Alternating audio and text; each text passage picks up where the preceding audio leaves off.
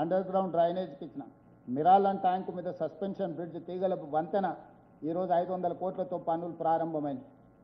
ఎక్కడెక్కడైతే ప్రజాప్రతినిధులు ఆ పార్టీ ఈ పార్టీ లేకుండా మమ్మల్ని మా దృష్టికి తీసుకొస్తుండ్రో ఆ ప్రాంతంలో అభివృద్ధి కార్యక్రమాలు వేగంగా జరుగుతున్నాయి. ఈరోజు కంటోన్మెంట్లో కాంగ్రెస్ గెలిచింది కాబట్టి అక్కడ సమస్యల్ని నేను పరిష్కరించగలిగిన.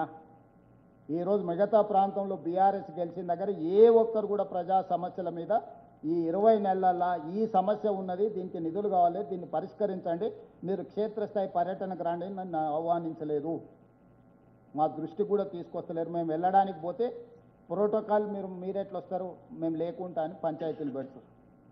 ఇది సమస్యలకు పరిష్కారానికి సహకరించదు. అందుకే దయచేసి జూబ్లీ హిల్స్ ప్రజలు విజ్ఞతతో సెంటిమెంటా డెవలప్మెంటా, ఒకవేళ సెంటిమెంట్ అయితే 2007లో పీజేఆర్ కంటే గొప్ప నాయకుడు ఎవరు లేరు.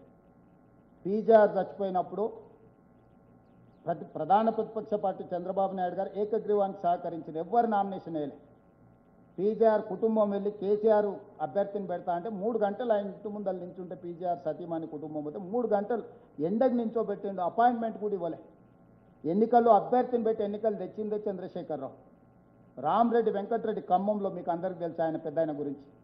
ఆయన చనిపోతే ఆయన సతీమణిని ఎన్నికల్లో పోటీ పెట్టే కనీసం ఆమె కొన్ని వేల మందికి భోజనాలు పెట్టుంటే సొంతంగా వండి ఇంటి దగ్గరికి పోతే 24/7 వాళ్ళ ఇంట్లో పోయి వెలుగుతూనే ఉండే రామరెడ్డి వెంకటరెడ్డి ఇంట్లో. ఖమ్మం జిల్లా మిత్రులు ఎవరైనా ఉంటే నేను చెప్పింది అబద్ధమేమో మీరు వెరిఫై చేసి చెప్పండి. అట్లాంటి రామరెడ్డి వెంకటరెడ్డి చచ్చిపోతే ఆయన సతీమణిని ఎన్నికల్లో పెడితే కూడా పట్టుబట్టి ఓడగొట్టింది చంద్రశేఖరరావు.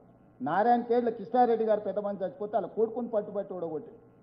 అసలు ఈ సాంప్రదాయాన్ని తుంగలో తొక్కి ఏకగ్రీవం జరిగే ఉప ఎన్నికల్ని ఎన్నికలు తీసుకొచ్చి ఈ విష సంస్కృతిని ఈ విషబీజాన్ని నాటిందే చంద్రశేఖరరావు. మరి నువ్వు నాటిన విష మొక్క నిన్నే మింగుతుంది కదా. నువ్వు తెచ్చిన సంస్కృతి నీకే గుదిబండగా మారుతుంది. ఈరోజు మేమేం గోపి నాకు మంచి మిత్రుడే, కానీ విధిలేని పరిస్థితి ఎన్నికలు తెచ్చింది చంద్రశేఖరరావు.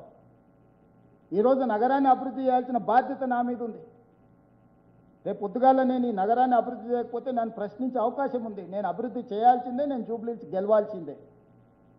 జూబ్లీహిల్స్ గెలవడం ద్వారా అభివృద్ధి జరుగుతుంది. ఇవాళ 30 మంది ఎమ్మెల్యేలు ఉన్నారు బీఆర్ఎస్లో, 36 మందో 37 మందో ఎంతమంది సరిగ్గా లెక్క నాకు తెలియదు. కానీ వచ్చేటోళ్ళు పోయేటోళ్ళు అటు ఇటు అసెంబ్లీకి వచ్చేటోళ్ళు రానోళ్ళు లెక్కలు తీస్తే 30 పైనే ఉండు కదా. ఒకటి ఎక్కువ ఒకటి తక్కువ. ఇప్పుడు దీనివల్ల వచ్చే నష్టం ఏంది? మాట్లాడండి. చంద్రశేఖరరావే మాట్లాడడానికి ఉండగా లేని మళ్ళా జూబ్లీహిల్స్లో కొత్తగా మాట్లాడడానికి ఎమ్మెల్యేలు ఎందుకు? ప్లస్ రకరకాల చర్చలు జరుగుతూ ఉన్నాయి. కేటీఆర్ గురించి అనుమానాలను గోపి తల్లే వెలిబుచ్చుతున్నాడు. ఇట్లాంటి విషయాలు నేను చర్చించదలుచుకోలేదు. కానీ ఇవన్నీ నేపథ్యంలో మీరు ఆలోచన చేయండి ఎవరి వైపు ఉండాలనో. చివరిగా మీడియా మిత్రులకు కూడా నాకు ఒక సూచన, ఈ ఫేక్ సర్వేల్ని నిబద్ధత కలిగిన సంస్థలకు దయచేసి నిజంగా మీరు నమ్మితే వేయండి. మీరు ఒకవేళ ఆ సర్వేల్ని మీరు స్వయంగా నమ్మిండ్రు అనుకో, మీరు ప్రసారం చేయండి, నాకేం అభ్యంతరం లేదు. ఇది మేమే సర్వే చేసినాం, ఇట్లా రిజల్ట్ ఉంది, ఇది మా బాధ్యత అని మీరు చెప్పండి. చెప్తే 14వ తారీఖు నాడు సాయంత్రం అవన్నీ బయటకు వస్తాయి.